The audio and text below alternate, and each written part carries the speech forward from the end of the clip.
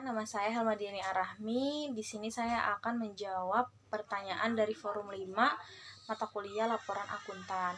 Di sana ada 2 pertanyaan. Yang pertama itu disuruh jelaskan proses audit dimulai dari menilai resiko, tahapan, respon atas resikonya, yang terakhir itu sampai pelaporan. Di mana ada 3 tahap ini dan setiap tahapnya itu ada beberapa kegiatannya di sana. Yang tahap pertama itu melaksanakan risk assessment atau melaksanakan risk assessment. Ini dilakukan untuk mengidentifikasi dan menilai resiko salah saji yang material dalam laporan keuangan.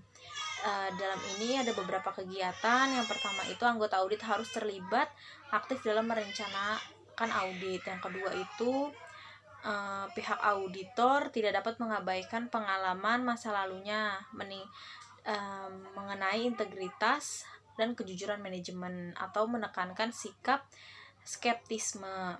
Yang ketiga itu merencanakan waktu untuk mengauditnya, kemudian perencanaan auditnya, mengembangkan strategi pekerja staf dan pekerja staf juga berfokus untuk mengumpulkan bukti-bukti pada hal yang paling kritikal untuk terjadinya salah saji. Yang keempat, melaksanakan diskusi dengan tim audit dan komunikasi berkelanjutan, membahas area yang berpotensi mengandung risiko, kemudian membahas efektifnya sebagai audit secara menyeluruh. Kemudian pihak audit juga bertukar pikiran untuk bagaimana kecurangan mungkin terjadi dan kemudian merancang tanggapan yang tepat. Yang selanjutnya itu auditor fokus dalam mengidentifikasi atas resiko yang sudah ditemukan itu. Kemudian pendokumentasian profesional, judgement yang penting dilakukan oleh auditor selama mengaudit itu.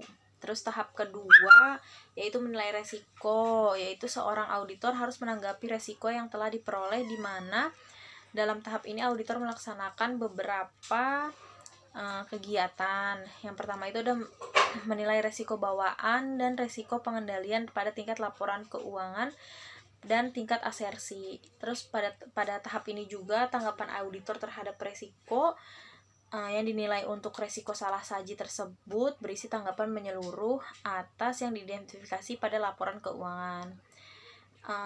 Yang terakhir itu ada tahap ketiga, di mana tahap ketiga ini dalam audit yaitu menilai bukti audit yang diperlukan dan menentukan apakah bukti audit itu cukup dan tepat untuk menekankan risiko audit ke tingkat rendah yang diterima.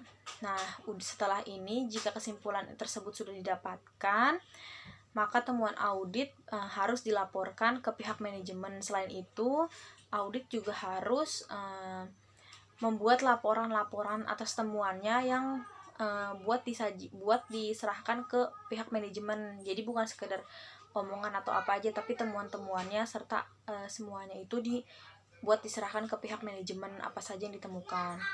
Terus dari soal di sana yang kedua itu jelaskan mengenai asersi manajemen yang disingkat menjadi SEROP, VAPD dan CEVAP. Asersi merupakan pernyataan manajemen yang terkandung di dalam komponen laporan keuangan. Asersi ini ada 5. Yang pertama itu asersi tentang kelengkapan, yaitu berhubungan dengan apakah semua transaksi sudah dimasukkan pada akun yang seharusnya disajikan dalam laporan keuangan telah dicantumkan di dalamnya. Yang kedua itu asersi tentang keberadaan dan keterjadian.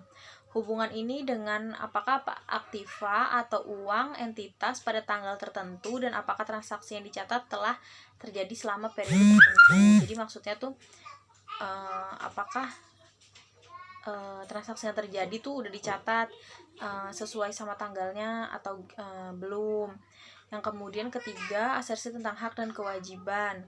Hubungan ini apakah aktiva merupakan hak entitas dan utang merupakan kewajiban perusahaan pada tingkat tertentu.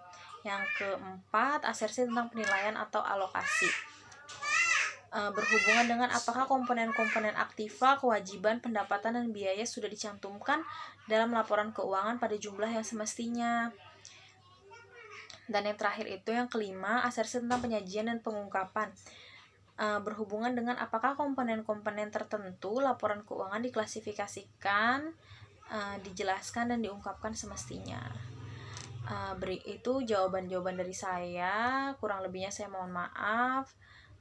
Bila ada kurang kata atau kesalahan atau kata-kata yang gak tepat. Wassalamualaikum warahmatullahi wabarakatuh.